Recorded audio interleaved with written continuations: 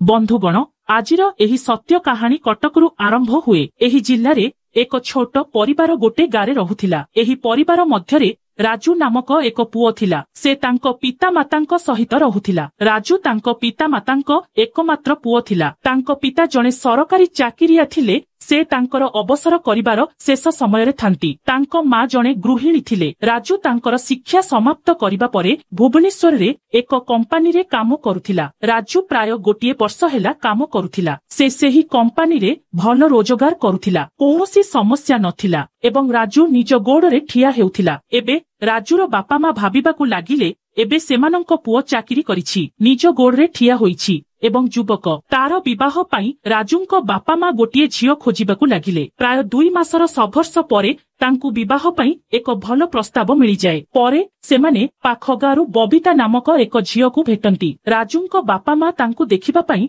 बबितांको घर को जांती एवं प्रथम देखारे ताकू पसंद करिनियंती। राजू मध्य निजे जाइथिला बापा मांको सांगरे सेही झियो को देखिबाकू। तापरे राजूंको बापा तांको पॉकेटरू 5000 टंका बाहर करी बबितांको हातरे धरेई दियंती एवं कुहंती, झियो आजिठारू तुमे आउ आमर बहु नुहम, तुमे आमर झियो। एहा परे राजू एवं बबितांको विवाह स्थिर हुए एवं विवाह पाई एक तारीख धार्य करा जाए। प्राय 6 मास परे राजू एवं बबितांको विवाह महा आडंबर एवं शोभा सहित अनुष्ठित हुए। विवाहर 4 दिन परे जेबे तांकर प्रथम राति आसे, बबिता तांको कोठरी रे बसी तांको स्वामींको आसीबाकू अपेक्षा करिथिले। राति प्राय 11टारे राजू तांको स्त्री बसिथिबा कोठरी रे प्रवेश करंती। से तांकर ओढणा उठाई देखंती जे बबिता अत्यंत सुंदर देखा जाउथिला। सेदिन जेपरि से साजसजा होइथिला से अन्य दिन अपेक्षा अधिक सुंदर देखा जाउथिला। से मने मने अत्यंत आनंदित होई जाए। तापरे दुहे 1 घंटा कथाबार्ता करंती, किंतु 1 घंटा परे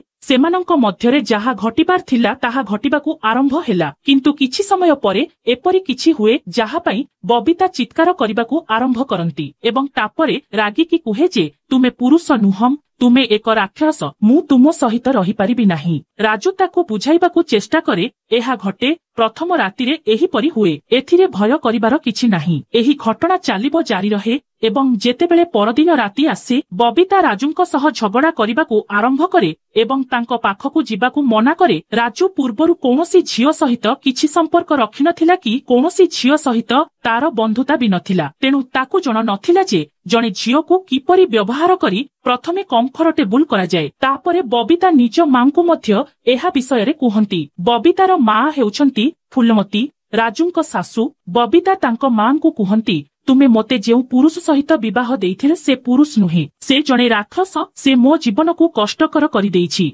मते जंत्रणा देउछि, मु तांको सहित रही पारिबी नाही एवं तुमे मते यथाशीघ्र एठारू नै जाओ। एहा परे फुलमती तांको झियो बबिता कोन कहुछंती ताहा भल भाबरे बुझी पारिले एवं तापरे एक गभीर निश्वास नेले। से भाबंती जदि एहा सत्य तेबे मु मो झियो को घर को नहीं आसीबी। फुलमती जेबे प्रथमे तांको जोई को देखिथिले तार शरीरर आकार देखि से मध्य अनुमान लगेई नैथिले जे तांको जोईंको शरीर मो झियो पाई बड़ हेबो, किंतु से भाबी नथिले तांको झियो पाई एते असहज हेइजिबो। प्राय 4 दिन परे फुलमती तांको झियो बबितार श्वशुर घर को तांको नेबाकू जांती एवं सेठारू से तांको झियो को घर को फेराई आनती। से एहा भाबंती जे जदि से किछि दिन आम घरे रहे तेबे मु ता सहित भल भाबरे किछि कथा होई तांको बुझेई पारिबी, जाहा द्वारा से मो कथारे राजी हेबे। तापरे मु तांको आनी एठारे छाड़ी देबी। राजूंको बापा माँ तांकर एही कथारे राजी होई जांती एवं फुलमती तांको झियो बबितांकू घर को नहीं जांती। एबे राजू बहुत चिंतित होई जाए। से भाबुथाई जे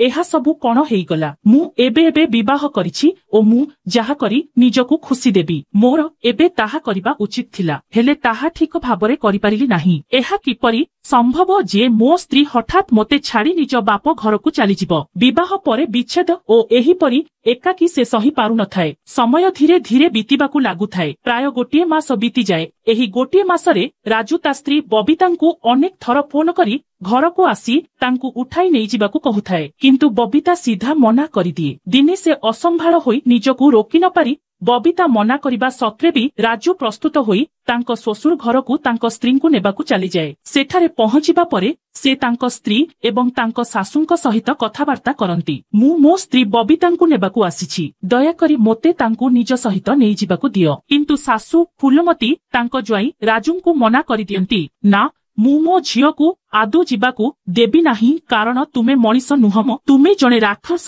तुमे मो झियर अवस्था खराब करि देउछ। से एबे तुम सहित रहिबाकू मना करुछि। जेतेबेले राजू तांको सासूंक ठारू एहा सुनिले से आश्चर्य, स्तब्ध एवं विचलित होइगले। से भाबुथिले जे एहा किपरि संभव होई पारे। आमे विवाहित, मु मो स्त्री को नेबाकू आसीछि, ताकू मो सहित जीवाकू देबा उचित। तापरे तांको सासू कुहे जदि से तुम सहित जीव ताहेले आमर किछि शर्त अछि। एहा सुनिबा परे से कुहंती, ठीक अछि, मु तुमर जहा शर्त अछि ताहा ग्रहण करिबाकू प्रस्तुत। एहा परे तांको सासू राजूंकू तांको रूमकू नेई जांती। दुई जण सेठारे बसी कथा हुअंती। तापरे सेमानंक भितरे कथाबार्ता साधारण कथा ठारू आउ टिके आगोकू चलीगला। स्त्री जेतिकी सुंदरी थिला ताठारू अधिक सुंदरी थिले तांको सासू। एबे सासूंकर बयस 45 वर्ष थिला, हेले तांको शरीरर रंग ओ सतेजता कोनोसी युवती ठारू कम नथिला। से ग्रामरे रहुथिबा सत्वे भी निजकू जणे सहरी मदन स्त्री भली सजाई रखिथिले। तांकर स्वामी अर्थात राजू ससुर 5 वर्ष हेबो मृत्युवरण करिसारिथिले। सेथिपई तांको सासू बिना कोनोसी संपर्करे एते वर्ष जाए निजकू नियंत्रण करि रखिथिले। किंतु निज झियो ठारू जोईंक विषयरे सुनिबा परे, तांकर कार्य करिबार प्रक्रिया एवं तांको शरीरर गठन विषयरे सुनिबा परे से निजकू रोकी पारु नथिले। से जानिथिले झियो पई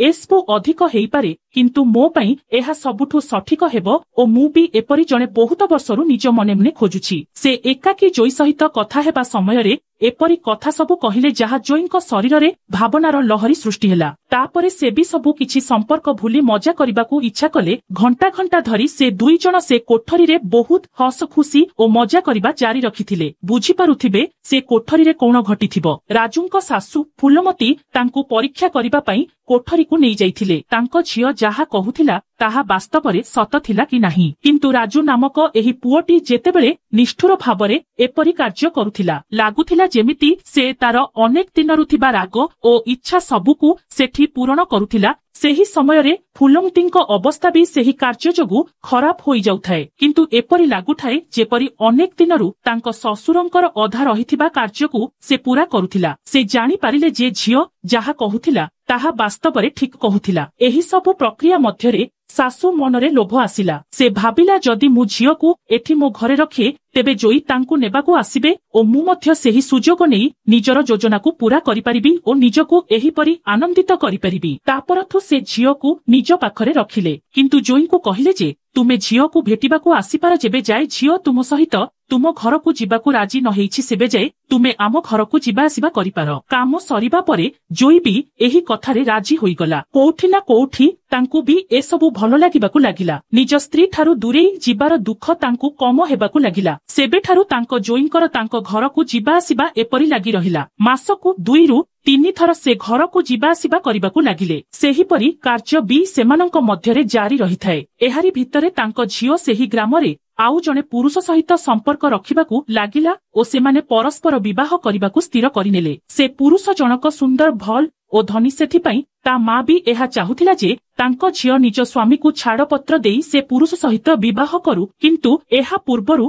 तांको सासू षडयंत्र करी निज झियो ओ जोई मध्यरे छाड़पत्र करिबाकू प्रस्तुत करिदेले ओ जोई भी खुशी खुशी रे तांको झियो को छाड़पत्र देइदेले। सासू तांकू एते सुख देउथिले जे से तांको स्त्रीर आवश्यकता टिके भी अनुभव करिले नाही। गोटे वर्ष परे बबिता अन्य जणे पुरुषंकू विवाह करिनेला एवं से तांको स्वामींक सहित एक सुखी जीवन बिताउथिले ओ सासू सेमिति एबे भी निज पुरुणा जोईंक ठारू फायदा उठेइबा जारी रखिथाए। राजू एबे एका, किंतु ताकू निज सासुर साथ मिली सारिथिला। तार एकाकीपणकू दूर करिबाकू एबे सेमानंक मध्यरे कोनोसी प्रकारर समस्या नथिला। किंतु बंधुगण, भविष्यतरे राजूंक सहित कोन हेबाकू जाउथिला। जदि से तांको भितरे थिबा बुद्धि एवं विवेक व्यवहार करिथान्ते तेबे से बुझी पारिथान्ते जे जाहा घटिला ताहा ठीक नथिला। आपणंक मतरे एहा ठीक कि भूल, आपणंक मतामत आमकू निश्चय जणांतु। आउ एक भिडियो रे पुणी देखा हेबो। से पर्यंत धन्यवाद। भिडियोटी भलो लागिथिले गोटे लाइक करि दियंतु ओ किछि मतामत देबाकू चाहुथिले कमेंट करी ଜଣାଇବା ସହିତ ଏପରି ଆହୁରି କାହାଣୀ ଶୁଣିବାକୁ ଆପଣ ଆମ ଚ୍ୟାନେଲକୁ ସବସ୍କ୍ରାଇବ କରିନିଅନ୍ତୁ।